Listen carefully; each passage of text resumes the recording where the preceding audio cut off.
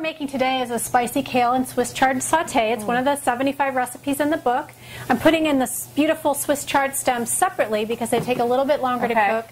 They also have that beautiful color. And what did you add before that? Yeah, so we started with green onion, which is not a trigger, whereas regular onions are, and garlic. So we got them going. Wellness advocate and local food blogger Stephanie Weaver is here with some of the foods that can trigger migraines. All right, now sugar is another one. Sugar's in everything. It is in everything, and the problem with sugar is not that it's directly a trigger, but that it's an inflammatory.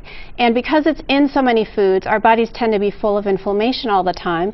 And when your brain is inflamed, it's going to be much more likely to trigger into that migraine situation. I really want to empower people to understand that they do have a lot that they can do for their own wellness. What we're going to make today, and I'm going to get you started just so we have plenty of time, we're going to we're making a not creamy Nutella butter. So it's a carob butter. I'm going to have you put this coconut oil, which is anti-inflammatory, in with the carob powder. And she's going to start mixing that. We're making essentially what you would get in the grocery store as a product, but instead of, we've swapped out some of those key ingredients. So instead of hazelnuts, we're using sunflower seeds and hemp seeds because those are not triggers, whereas nuts can be triggers for a lot of people. Your basic potato salad, if you use an eggless mayo, like just mayo, does it taste okay though? It tastes exactly the same, and no one would ever know. This has just got some fresh dill, some celery, and a lower sodium mustard from Trader Joe's.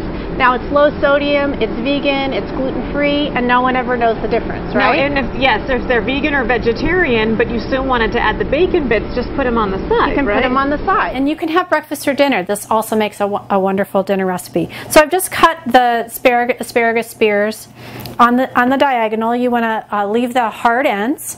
And then I've started my coconut oil, about a tablespoon, and we're going to put that in. And you're always listening for that great sizzle. So we know that the pan is hot enough without the oil starting to smoke. And just a nice saute on that.